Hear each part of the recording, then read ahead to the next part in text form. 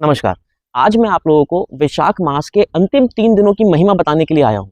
ये अंतिम 3 दिन जो है वो है 10, 11, 12 मई को।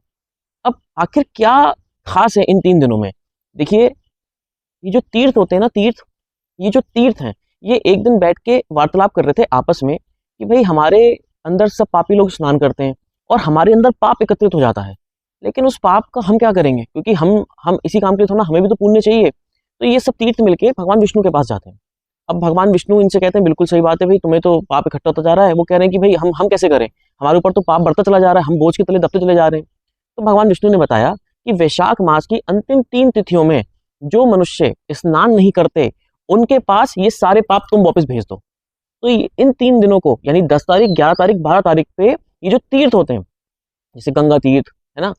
हरिद्वार हो गया, आपका प्रयागराज हो गया, जितने भी तीर्थ होते हैं, ये सब इंतजार करते हैं ये 3 दिन कब आएँ, ताकि जो मनुष्य स्नान नहीं करता, उसके पास हम अपने पापों को भेज सकें।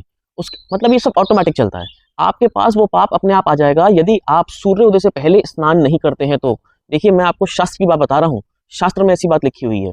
अब इन 3 तिथियों का वर्णन, इनका महात्म्य क्या है, ये मैं आपको बताता हूँ कि ये इतना इनका महात्म्य बढ़ क्यों जाता है।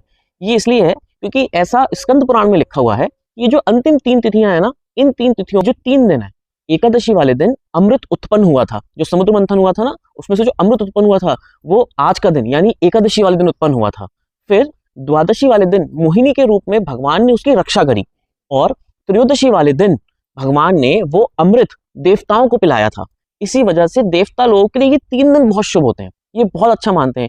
जो मनुष्य इन 3 दिनों में सुबह उठ के स्नान कर लेता है सूर्योदय से पहले, उसको वैशाख मास का पूरे महीने का स्नान करने का पुण्य प्राप्त हो जाता है। साथ ही में जो मनुष्य इन 3 दिनों में पितरों के लिए तर्पण कर देता है, वो मैंने वीडियो पहले डाल रखा है, उसका लिंक मैं नीचे दे दूंगा, आप वो देख लीजिएगा।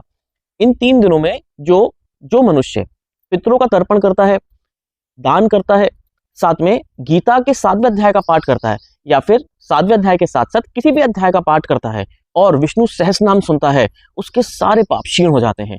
ये वेदों की भाषा है, ये पुराणों की भाषा है, ये शास्त्र हमें बता रहा है।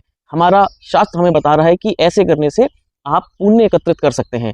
तो आप अपना समय मत गवाइए, समय बहुत कम है, कुछ नहीं पता काल कब आपका पीछा करके आपको अपने आगोश में ले ले।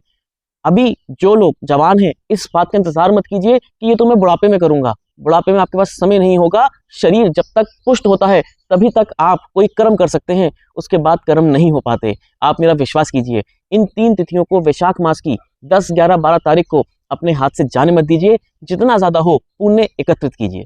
धन्यवाद।